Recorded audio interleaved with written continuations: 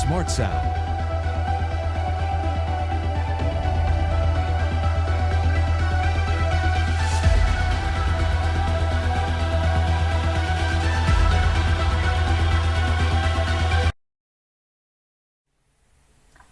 Bem-vindos à primeira sessão do Goalball Live. Este é um projeto da ANVIS, Associação Nacional do Desporto para Pessoas com Deficiência Visual, e que conta com o apoio do Instituto Nacional de Reabilitação.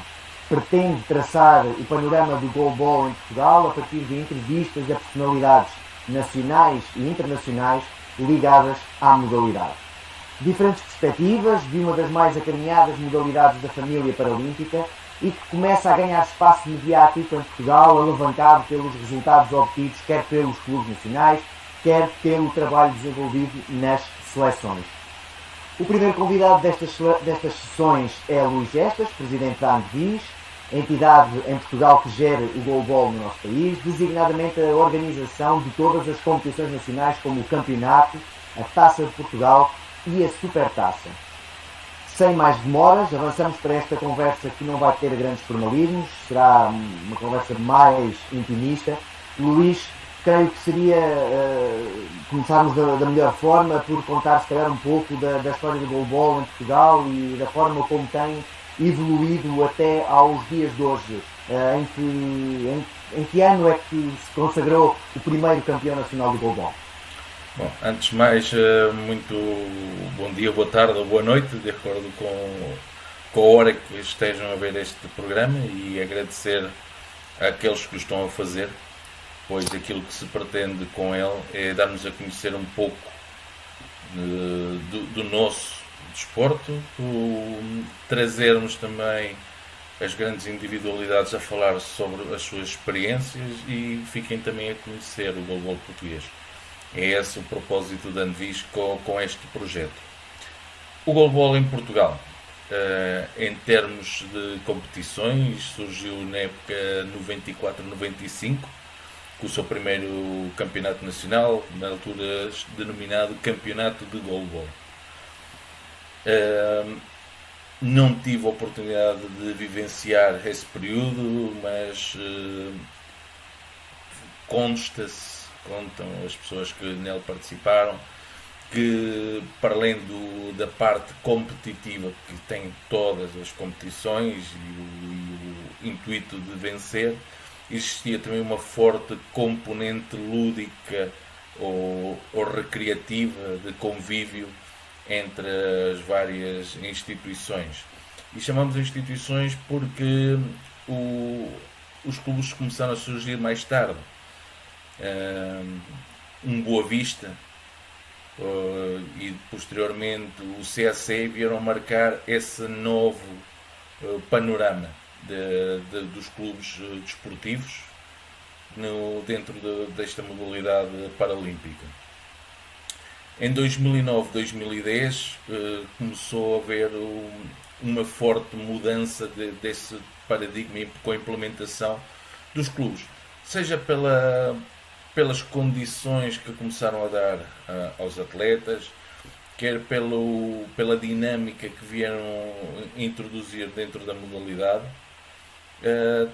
vieram revolucionar o goalball em Portugal. O CAC em 2009-2010 criou um ciclo de tradição, com várias conquistas, uma série de dinâmicas que veio também introduzir dentro do goalball,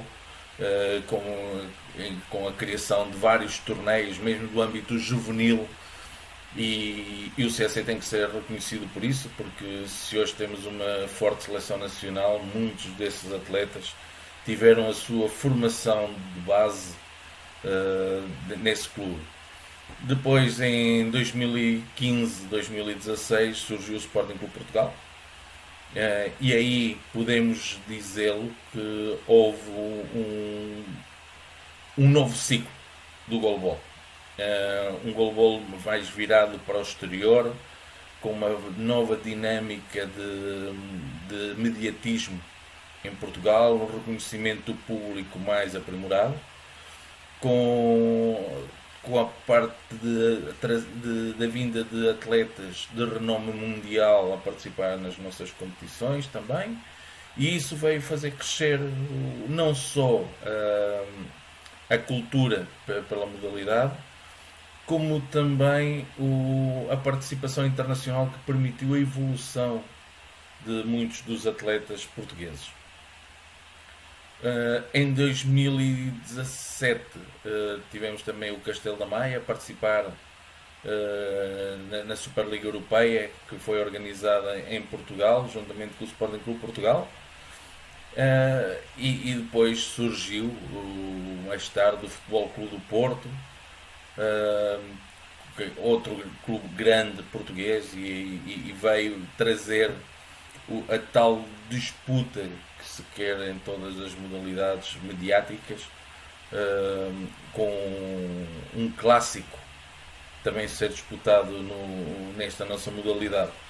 Luís, desculpa só interromper, não há dúvida nenhuma que emblemas como o Sporting e como o Futebol Clube do Porto, e naturalmente como o Castelo da Maia, acabam por dar aqui, como tu próprio já disseste, uma nova dinâmica, não só na competição interna, mas também, graças naturalmente às participações nas provas, nas competições internacionais do Sporting, quer na Superliga Europeia, sobre a qual podemos já falar um pouco mais à frente, mas também no Campeonato do Mundo. Não há dúvida que grandes emblemas acabam por dar uma outra notoriedade à modalidade. Sim, obviamente, os grandes clubes, e atenção, e vamos criar, com todo o respeito que os clubes que mantiveram o goalball vivo ao longo dos anos, clubes, as instituições que mantiveram o goalball vivo, como o ACAP, como um CCD, merecem, porque mantiveram ao longo dos anos, porque muitos clubes surgiram e terminaram. Muitos clubes passam por fases boas e depois têm fases menos boas e voltam outra vez a erguer-se. Como é normal nos clubes, tem a ver com as próprias apostas das suas direções. Outros mantiveram um patamar constante, e a capa é uma imagem disso. Outros clubes, como o Cova da Piedade, veio também introduzir uma nova dinâmica na zona a sul de Lisboa, que é importante também, e uma das nossas apostas enquanto direção da Anvisa é podermos levar o goalball a vários pontos do país, tentando criar dinâmicas e interesse, instituições, clubes que queiram fomentar esse desporto e criar mais uma oferta desportiva e, quem sabe, com participações nas nossas competições oficiais nacionais. Podemos saltar exatamente já para esse tópico que afloraste agora. Esta direção, a atual direção da Andevis, tomou posse em novembro do ano passado e ainda não fez um ano, e o trabalho já é bem visível, não só do ponto de vista de organização de competições internas, mas também do ponto de vista de provas internacionais. Já vamos falar concretamente em relação às provas internacionais. Aquilo que eu queria agora era que nos contasses as ideias que estiveram por trás desta, eu iria chamar-lhe aventura, mas não é bem uma aventura, porque é um projeto muito sério, mas um desafio de dar uma nova dinâmica a esta modalidade paralímpica em Portugal. No fundo, dar aqui umas pinceladas do que é que esteve na base deste projeto, desta direção que agora está ao leme da Andevis. Acima de tudo, é recriar um espectro importante, que é trazermos as nossas modalidades para um patamar de excelência. Não só do ponto de vista organizativo, dando algumas dinâmicas que que são normais pela Europa fora e em muitos dos campeonatos europeus e americanos, mas também potenciar o que é nosso. Não descurando a parte das intervenções junto dos mais jovens, que são esse o futuro de todas as modalidades, e é esse um dos focos que nós nunca poderemos perder, que é tentar capitalizar novos valores que possam surgir em escolas de referência, em instituições que possam vir a despertar o interesse e ganharmos mais um atleta para a modalidade. Mas acima de tudo, pôr Portugal no mapa do goalball mundial. Não só do ponto de vista competitivo, como do ponto de vista também organizativo. Chamaram-nos aos grandes eventos e aí ressalvar uma situação. Não só o goalball, porque a aposta desta direção está nas várias modalidades de desporto para pessoas com deficiência visual, nomeadamente também o futebol.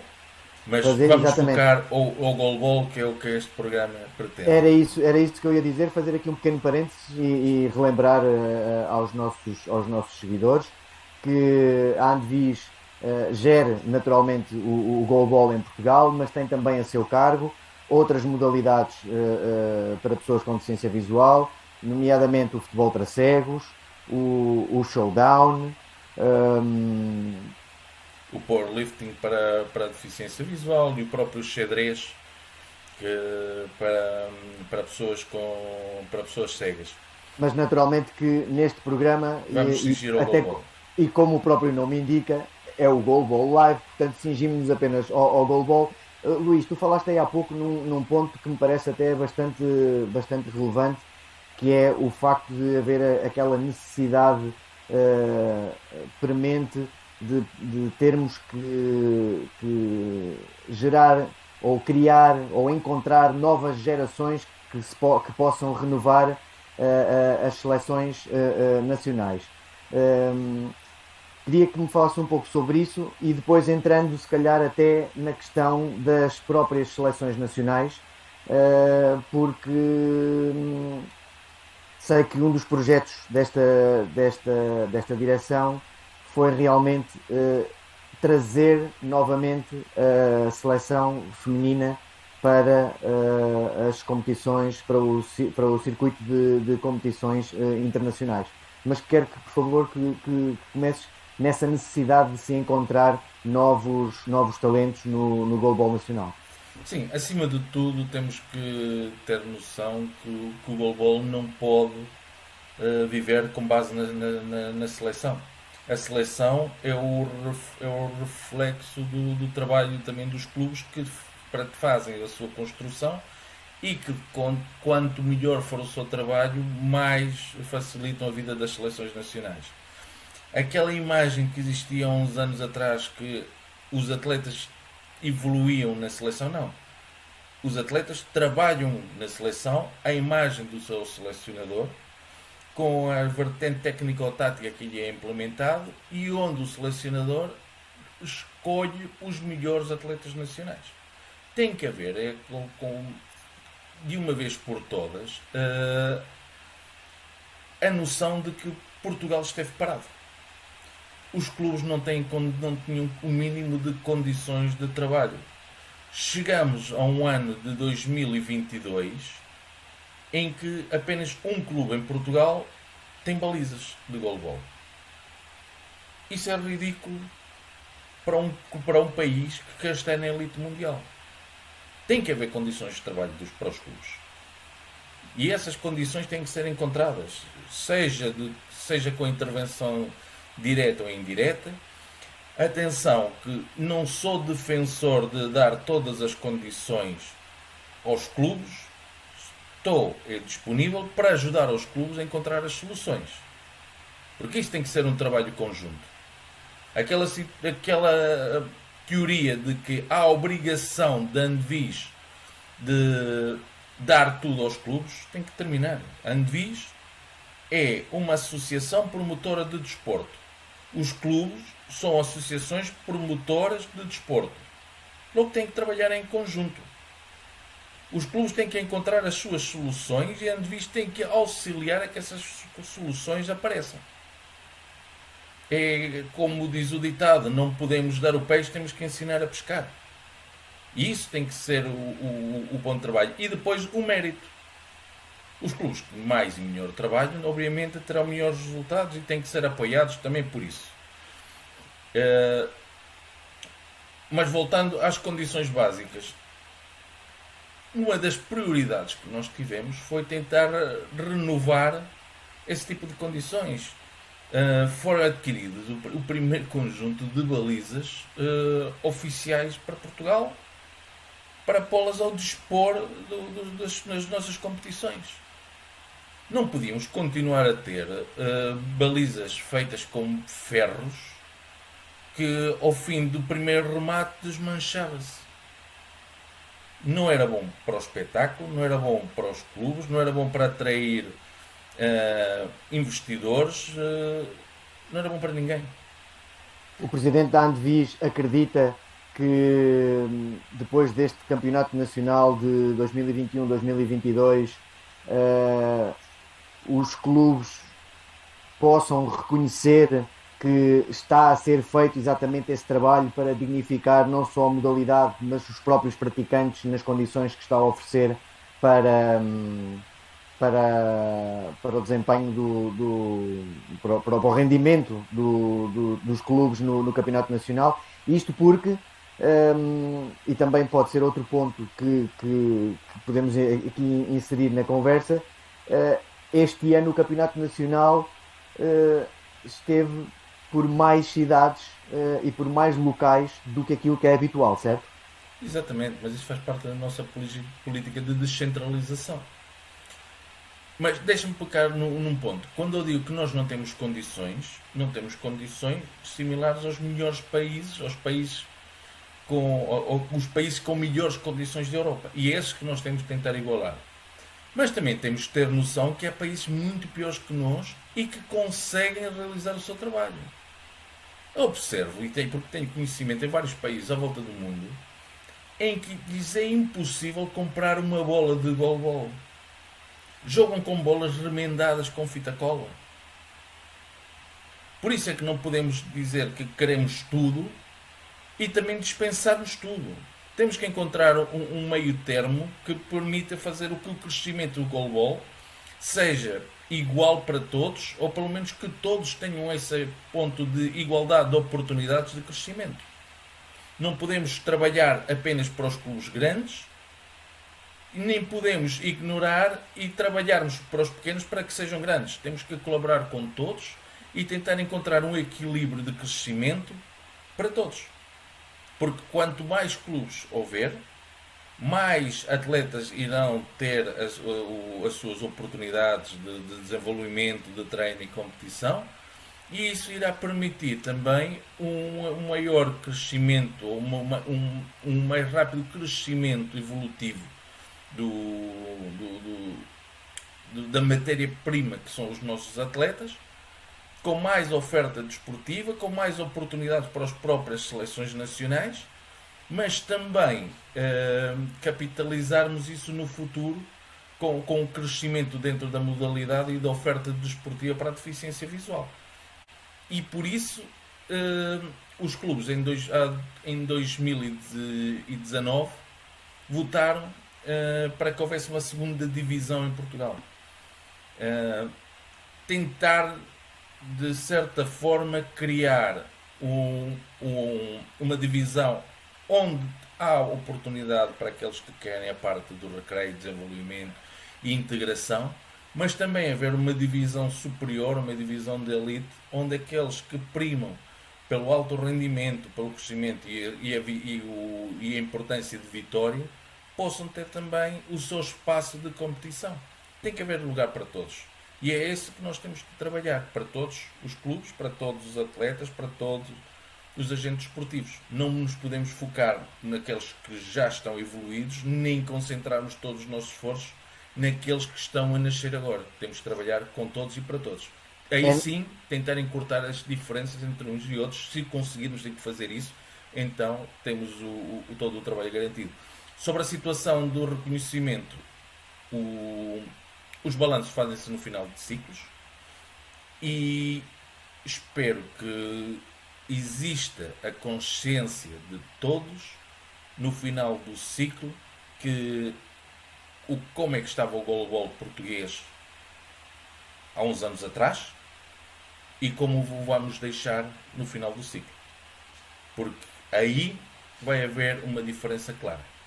E esperemos nós que para melhor e que não possamos voltar atrás dentro da esfera onde nós vamos entrar. É exatamente isso, e recordando então aquele tópico que eu tinha referido há pouco, hum, já referido o trabalho feito com os clubes, o trabalho feito então agora com as seleções nacionais, não só dando mais competição internacional, com participação em torneios internacionais fora do país, mas também, acima de tudo, o facto de se ter de Portugal ter voltado a ter uma seleção feminina. Creio não, tenho a certeza de que era a vontade de todos. Existe um problema grave à volta da Andevis ao longo dos anos, que é a falta de financiamento. Não se pode exigir a uma área que leve uma seleção, neste caso duas, do mesmo género, a uma competição internacional, cujo o fee de inscrição são perto de 26 mil euros, mais viagens, e o dinheiro que vem via federação são 22 mil. Por muita ginástica financeira que se consiga fazer, nunca vai chegar. Porque até se pode conseguir o dinheiro para participar. E tudo o resto. A preparação destas seleções. Onde é que fica? Tem que haver, obviamente, uma aposta estratégica. E essa aposta estratégica tomámo-la nós como um compromisso de defender a igualdade de género e a igualdade de oportunidade entre ambos.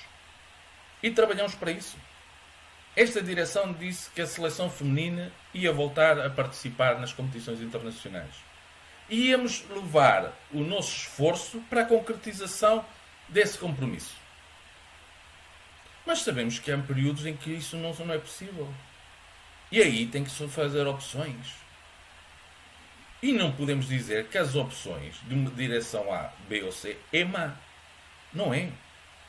São as decisões que eles, em determinado momento da história, consideraram que eram aquelas que melhor serviam o desporto português, a área e a modalidade. Se não foram bem sucedidas, há uma série de fatores que levam a que isso possa ou não acontecer. Agora, foi compromisso da minha direção para com os associados, para com o desporto, para com Portugal, defender a igualdade de oportunidades e dar a oportunidade a que as mulheres portuguesas que jogam voleibol pudessem ter o orgulho de vestir a camisola nacional. E isso vai ser cumprido este ano. Exatamente, cumprido este ano, porque a Andevis candidatou-se à organização do Europeu de Goalball na divisão B, que é a divisão em que Portugal está neste momento, e pelo caminho surgiu também a possibilidade de se organizar o Mundial. Luís, queres contar essa história de como é que Portugal conseguiu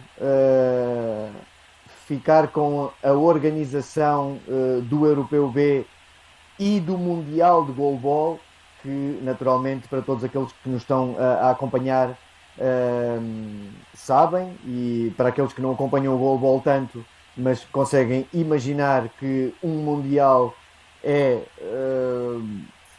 uns Jogos Paralímpicos. Na verdade, na minha modesta opinião, uma edição melhor dos Jogos Paralímpicos, porque temos 16 seleções femininas e 16 seleções masculinas, o que não acontece nos Jogos Paralímpicos naturalmente, mas portanto é a grande festa mundial do goalball, que acontece de 4 em 4 anos, e Portugal conseguiu essa organização. Luís, acho que vale a pena contar um pouco da história e do percurso que foi feito desde a candidatura ao europeu barra mundial até à atribuição da organização a Portugal.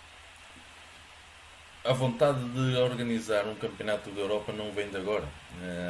Já foi manifestado também pela direção anterior. Obviamente foi secundado também por mim, enquanto vice-presidente da Federação naquele momento, que era importante trazermos essa competição para Portugal. Ao longo dos anos, e não podemos dissociar este pequeno pormenor, a nossa seleção principal sénior masculino ficou a pormenores de alcançar o seu objetivo principal, que é a subida ao grupo A do goalball europeu. Isso foi quando e onde?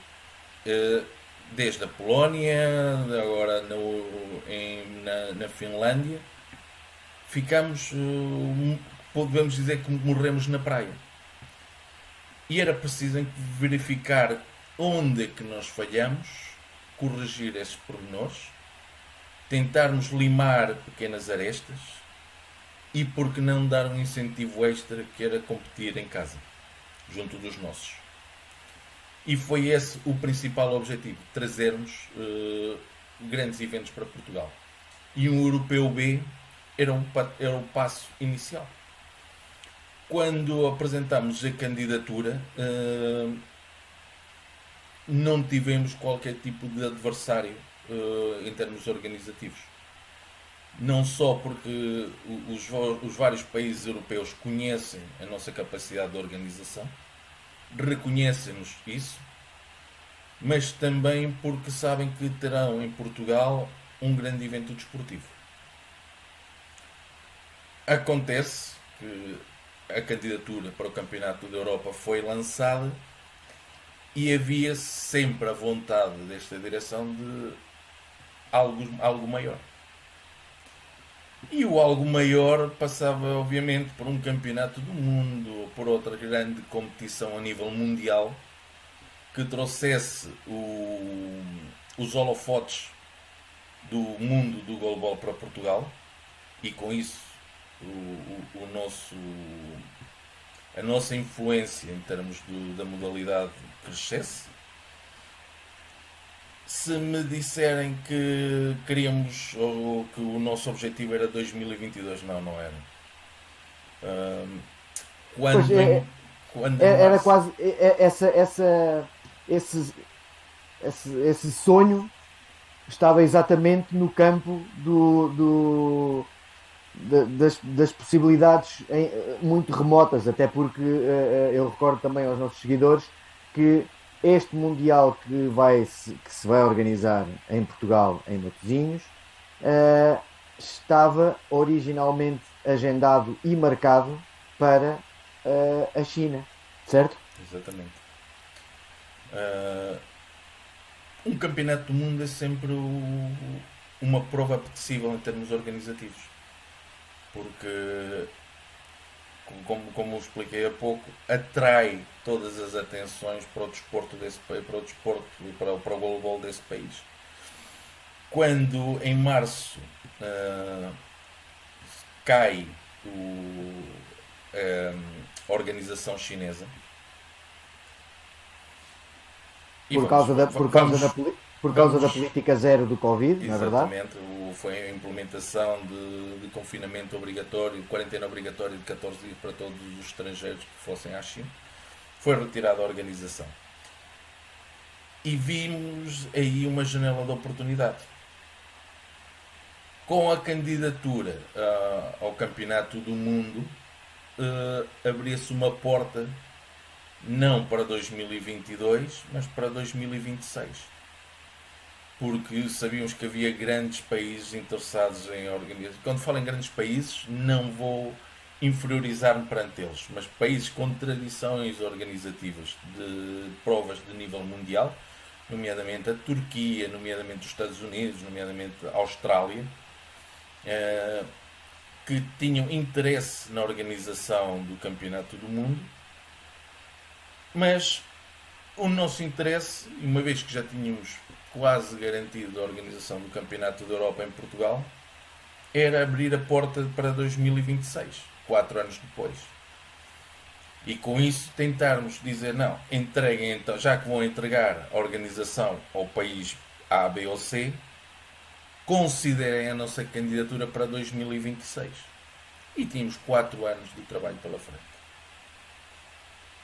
O problema veio a seguir, é que a nossa candidatura começou a ganhar apoiantes pela inovação que nós quisemos implementar a estas organizações. Darmos uma maior dignidade e tentá-las aproximar ao outro desporto regular, aos grandes campeonatos do mundo dos desportos dos ditos regulares. Começamos a atrair também vários apoiantes para a nossa organização. Dos vários pontos do mundo. Dos vários pontos do mundo, inclusive países que pretendiam candidatarem-se, apresentar a sua candidatura à organização do Campeonato do Mundo, que mandaram mensagens a dizer que não o fariam porque passavam a apoiar a nossa candidatura. E chegámos a um ponto muito difícil. E isto pode ser daqueles programas que depois irá contar a história não contada da organização do Campeonato do Mundo em Portugal. Quando tivemos a visita técnica da IPSA, foi-nos dito quase textualmente que esqueçam, a IPSA não entrega um campeonato da Europa e um campeonato do mundo ao mesmo país, muito menos no mesmo ano, muito menos um a seguir ao outro. Estamos a falar de 3 semanas de diferença no calendário, não é? Exatamente. Nunca a IPSA o fez. E que não havia intenção de o fazer. Então que decidíssemos qual seria a candidatura que iríamos levar até ao final. Acontece que o nosso compromisso maior era com Portugal e a nossa competição, o nosso objetivo principal chama-se europeu. E nunca poderia abdicar de uma estratégia de levar Portugal para o Europeu A por uma vaidade chamada organização de um campeonato do mundo, que nesse momento não passava disso. Levar uma candidatura a um campeonato do mundo sem garantias de ganhar, deitando por terra uma aspiração real de uma geração. Portanto, ficou como prioridade e em primeiro plano sempre os interesses desportivos da seleção nacional, naturalmente em detrimento de uma organização do Mundial que seria excelente para Portugal, mas que se houvesse aqui necessidade de escolher entre um e outro, Portugal optaria sempre por organizar o europeu, porque era nos objetivos desportivos que a Andevis estava concentrada. É isso. Os superiores interesses de Portugal tinham que ser postos sempre em primeiro lugar. E esses passam pelo europeu. Porque em termos desportivos é aí que recai a nossa aposta. Acontece que continuamos a ganhar força. Acontece que os outros países, nomeadamente os Estados Unidos, retirou a sua candidatura. Acontece que a Austrália acabou por não formalizar. E chegamos a um ponto onde, após excluírem várias candidaturas ao Campeonato do Mundo e sem nunca revelar quem ficaria com a organização do Campeonato da Europa, que era essa uma situação muito complicada para nós, foi sofrer até ao fim sem saber se poderia surgir uma nova candidatura que nos retirasse a organização do europeu. Foi a candidatura do Egito. E uma excelente candidatura. estamos a falar com condições fantásticas. Aliás, vai receber agora, salvo erro agora em outubro, o Campeonato do Mundo de Powerlifting. E foi nas mesmas instalações que recebeu o Campeonato do Mundo de Handball. Estamos a falar Muito de bem. infraestruturas fabulosas. E tínhamos que dar o passo, já que tínhamos chegado onde chegamos em termos da candidatura ao Campeonato do Mundo, tínhamos que levar, dar o máximo para conseguirmos trazer para Portugal também essa organização. E temos que agradecer a uma série de pessoas que estiveram sempre ao nosso lado, nomeadamente à Secretária de Estado da Inclusão, que deu a cara em nome do Estado português para a nossa candidatura, ao nosso embaixador Paulo Futre, que deu a cara numa mensagem emocionada ao Presidente da Federação Internacional, dizendo: acredita em Portugal, porque nós portugueses acreditamos no nosso país e nós nunca deixamos que Portugal fique mal. E se foi uma coisa, se foi outra, foi tudo. Tudo ajudou a que a decisão da Federação Internacional recaísse em deixar cair por terra o nunca entregamos duas organizações ao mesmo país, no mesmo ano e no curto espaço de tempo. A partir de agora, tudo é possível.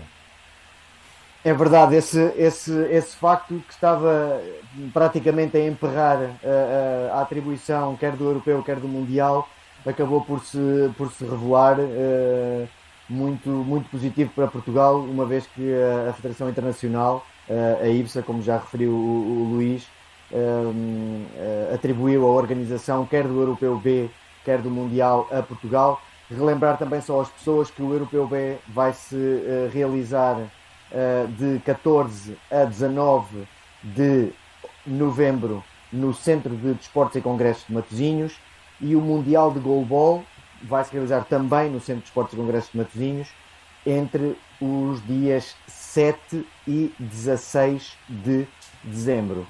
Luís, o tempo avança muito depressa, eu ainda quero falar contigo sobre mais dois tópicos.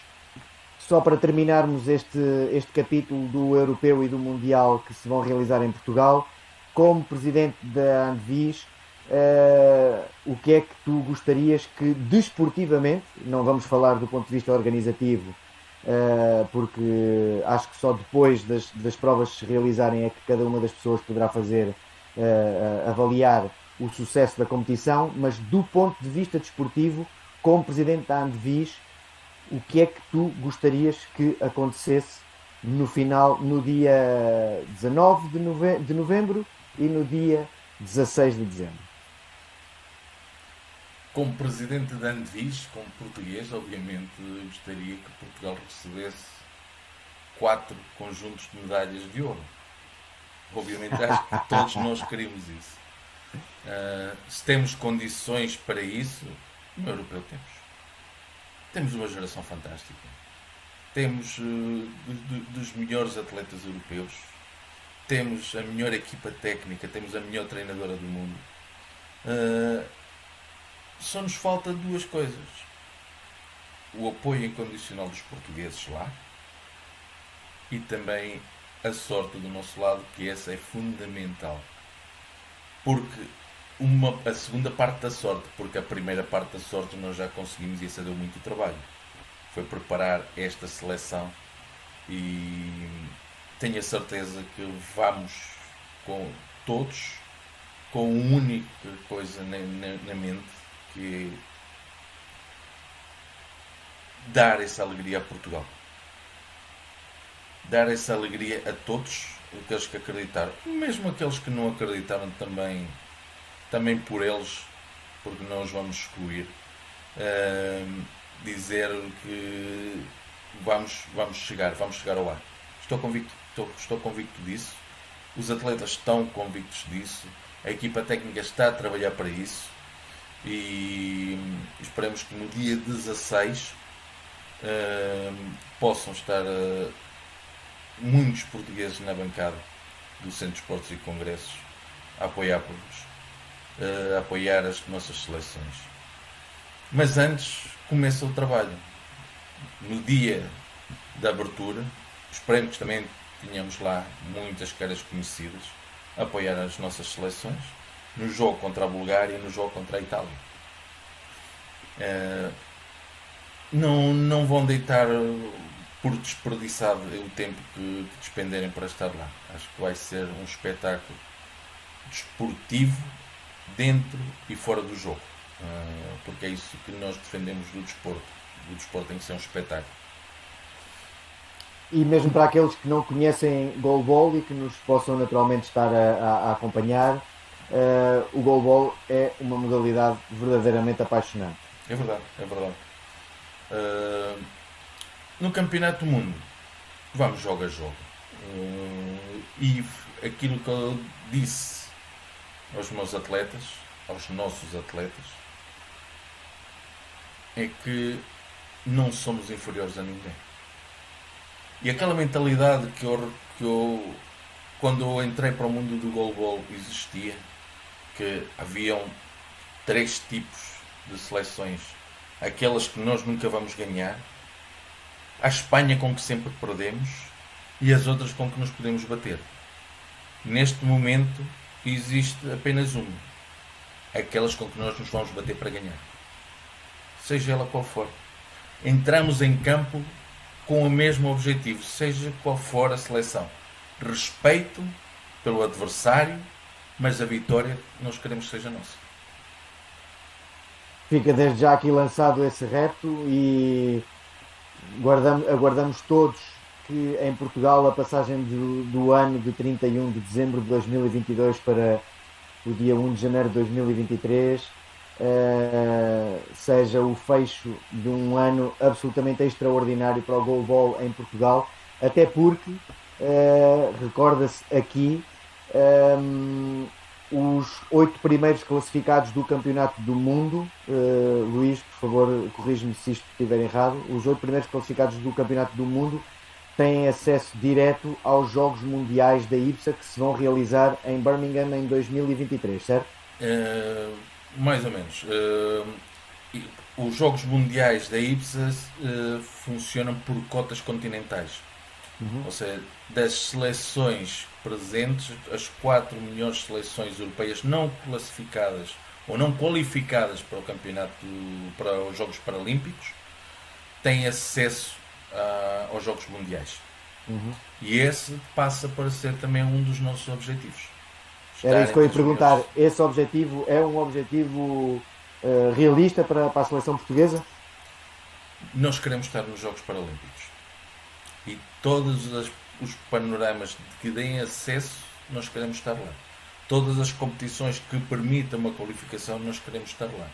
Pois só estando lá, nós estamos próximos da qualificação. E chega de assistirmos no sofá, no computador, via streaming, a ver os outros tentarem essa qualificação. Não, nós temos que estar lá. Nós temos que lutar, temos que suar, temos que levar o nome de Portugal. Se conseguirmos ou não, vai ser fruto do nosso trabalho.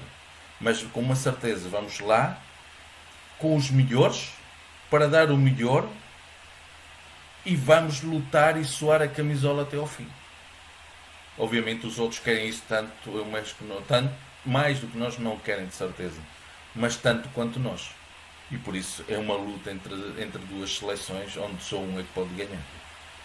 Luís, vamos aproveitar esta reta final e saltar para estes dois últimos tópicos então agora desta nossa conversa, e um deles naturalmente tem que ser a IBSA, a Federação Internacional de Desporto para Pessoas com Deficiência Visual, no fundo o organismo internacional que gera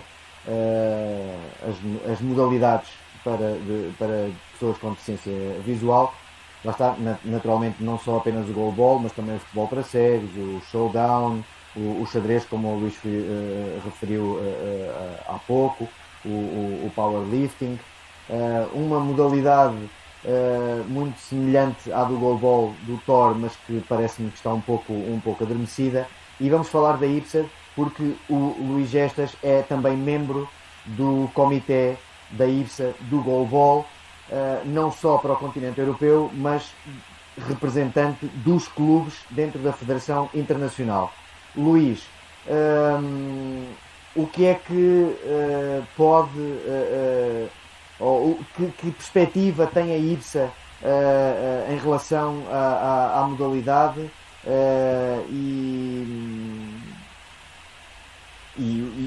porque é que tu achas que de facto, como já afloraste ali há pouco, a IPSA entendeu que seria uma boa aposta entregar essas duas competições de goalball a Portugal?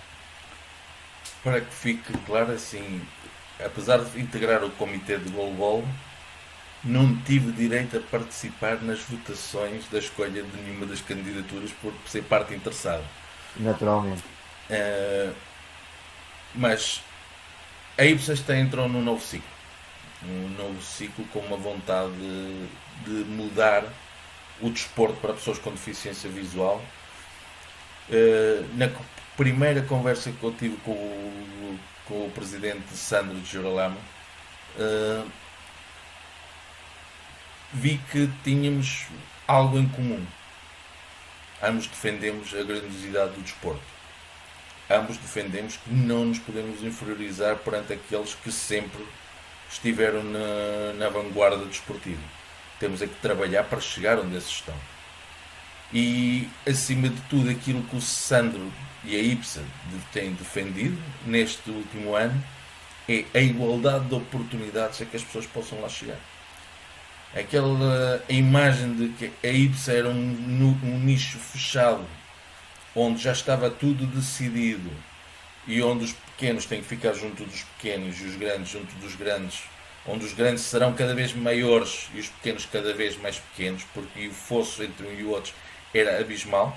Neste momento existe a oportunidade de crescimento, a oportunidade de que, como aconteceu com Portugal, um pequeno país de uma segunda divisão europeia de goalball possa organizar uma grande competição, possa estar presente num campeonato do mundo, porque se é dos melhores a organizar, não temos que entregar uma candidatura só porque os outros são melhores a jogar. E esse é o papel que tem vindo a diferenciar esta nova gestão da IPSA. A abertura de diálogo, a apresentação e aceitação de novas ideias. E estou convencido que com este comitê de goalball, agora liderado pela Aurora Zanolini, resguardado pelo presidente Sandro, iremos conseguir fazer crescer o goalball a nível mundial. Iremos retirar aquela imagem de que a IPSA só se preocupa com as competições das seleções. E daí a primeira aposta que o presidente fez. A preocupação com os clubes. É aí que nasce o crescimento de um país. É através dos seus pequenos clubes, associações, instituições, fomentando e criando as suas competições nacionais, desenvolvendo a prática desportiva, que leva à constituição de uma seleção nacional, que leva depois à participação internacional, e aí fazer que o goalball se alastre cada vez mais no mundo. Por isso até porque, Luís, desculpa, deixa-me só aqui dar esta chega, até porque é também muito redutor para a própria modalidade colocar o enfoque do desenvolvimento neste caso do goalball apenas e só nas seleções, porque é de facto nos clubes que se fazem o trabalho mais aprofundado e mais e diário, por assim dizer, não é? Exatamente, e Portugal foi um dos pilares nesse reconhecimento. Um país que nunca tendo chegado ao patamar de elite com a sua seleção, consegue, através de um clube, ser campeão europeu e campeão mundial de clubes. Vão certamente dizer que os atletas não eram portugueses e eram estrangeiros. Todas as modalidades são assim. E se continuarmos a ignorar que o goalball é uma modalidade como outra qualquer, então estamos a fechar-nos num nicho pequenino. Estamos a entrar dentro de um casulo onde queremos ter o nosso pequeno quintal numa aldeia global. E nós temos que olhar para os grandes exemplos.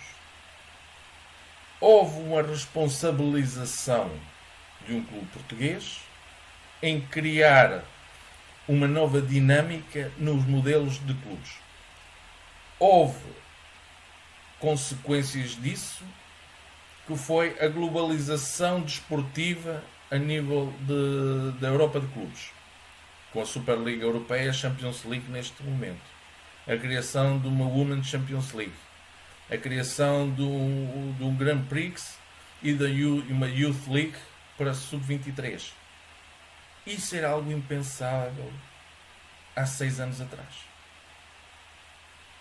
Por isso é quando eu frisei que houve um momento que marcou a mudança do goalball mundial, e esse momento foi marcado em Portugal,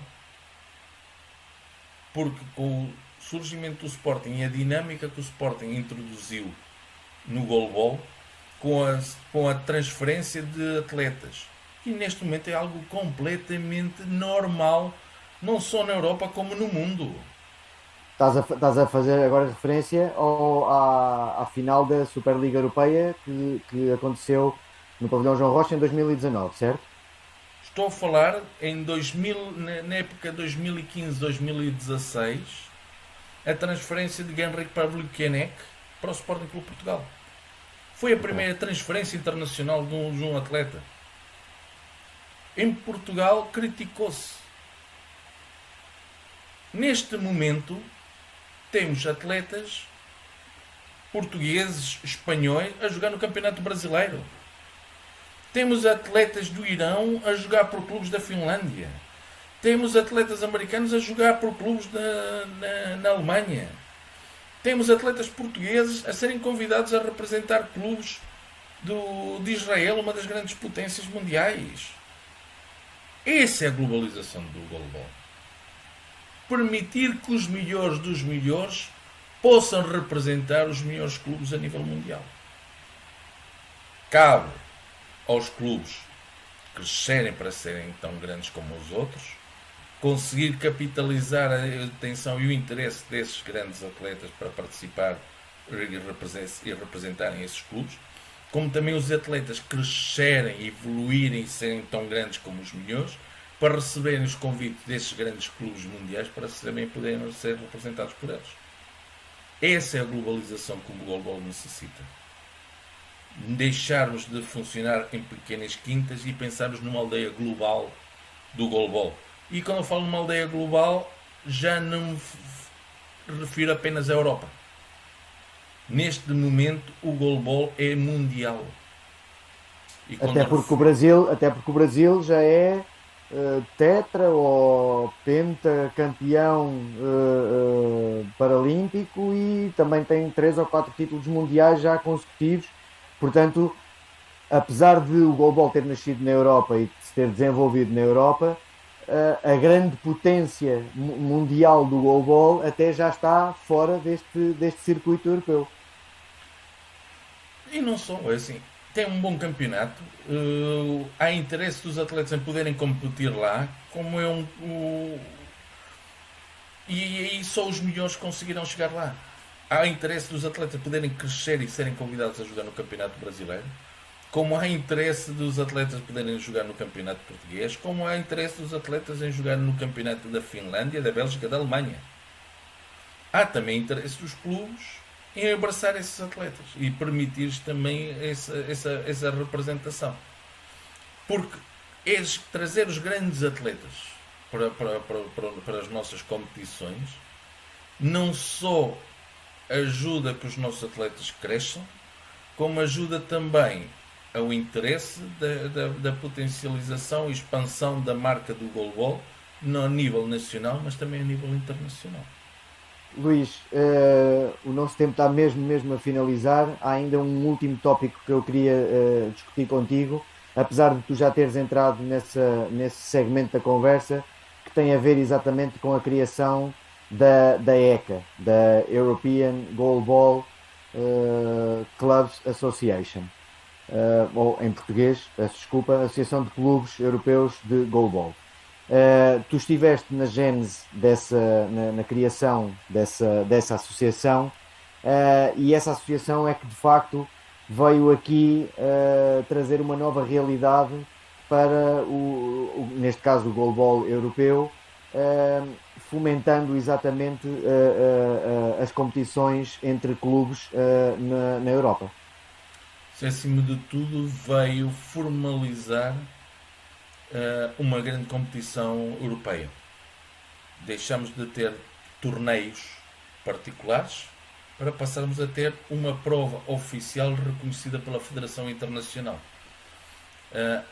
A partir do momento em que a Associação Europeia passou a ser reconhecida pela própria IPSA e a sua competição principal passou a ser reconhecida pela Federação Internacional, deixamos de ter um torneio para passarmos a ter uma competição oficial. E isso marca toda a diferença. Marca toda a diferença também no seu crescimento. E a Seagull, a Super European Goalball League, quando iniciou, era formada por 4 clubes apenas. Neste momento temos 2 divisões. Temos 16 a 20 clubes a participar anualmente para acesso a uma fase final. E isso é importante. Isso denota o crescimento e o interesse. Temos cada vez mais países a quererem participar e a quererem organizar as etapas. Temos neste momento uma França, sede dos próximos Jogos Paralímpicos, irá receber uma das etapas da Superliga Europeia em 2023. E isso é importante. Isso ajuda ao desenvolvimento do goalball na Europa. E para isso é que a Associação Europeia trabalha. Mas também não descurando a própria formação e ajudar os pequenos países emergentes a que o goalball possa crescer nele. E daí nasceu o Grand Prix, uma competição internacional onde ajudamos os clubes a desenvolverem essa competição, onde damos formação a árbitros e a treinadores, a agentes esportivos, a professores, para fomentar a modalidade. Ajudamos ainda também a desenvolver os quadros competitivos e as próprias competições nacionais. E com muito gosto já assistimos a alguns países que nós ajudamos neste momento a participarem também na prova principal do goalball europeu de clubes. Muito bem, creio que tínhamos esgotado aqui o nosso tempo. Luís, alguma ideia que tenha ficado e que não tenhas explorado da melhor maneira? Queres deixar alguma mensagem final? Ou podemos dar por encerrado esta primeira sessão do Goalball Live? Acima de tudo, aquilo que eu gostaria que todos aqueles que estão a ouvir e aqueles a que a mensagem irá passar certamente, é que esta direção está cá com um único objetivo, um único propósito: é o desenvolvimento desportivo. Com uma estratégia clara, muitas vezes não compreendida, mas que os resultados irão ter os seus frutos. Muitas vezes o caminho que nós traçamos podem pensar que não é o mais correto, mas é aquele que maiores condições tem para o sucesso. E espero que o património desportivo que irá ficar certamente no final deste ciclo para 2023, quando falo do ciclo deste ano civil, como o Pedro também referiu, em 31 de dezembro de 2021, em 2022 iremos passar para um novo ano civil, que 2023, quando olhemos para aquilo que foi feito por esta direção no ano de mandato, se refletem mais e melhores condições para os clubes, um novo paradigma desportivo, melhores sucessos para a seleção novas metodologias de treino, capitalizações de interesses internacionais, formações que permitiram o desenvolvimento dos nossos treinadores, que se olhe e diga: valeu a pena o trabalho voluntário que estas pessoas tiveram ao longo de um ano, e independentemente daquilo que março nos ditar, sairemos desse ano civil ou de ano formativo com a consciência clara de que o goalball português tem tudo para estar junto dos grandes da elite mundial.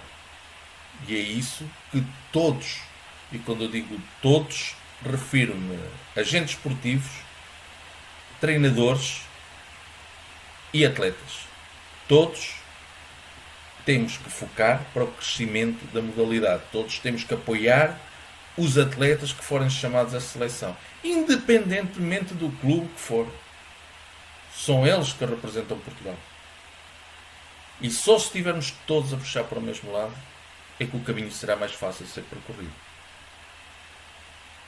Muito bem, Luís, oxalá que assim seja, porque na verdade fica a ganhar o goalball e acima de tudo fica a ganhar Portugal.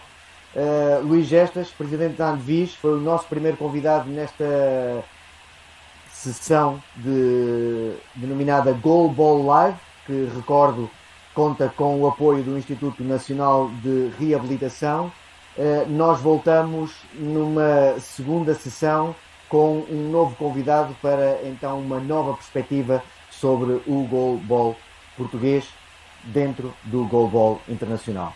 Muito obrigado e até à próxima.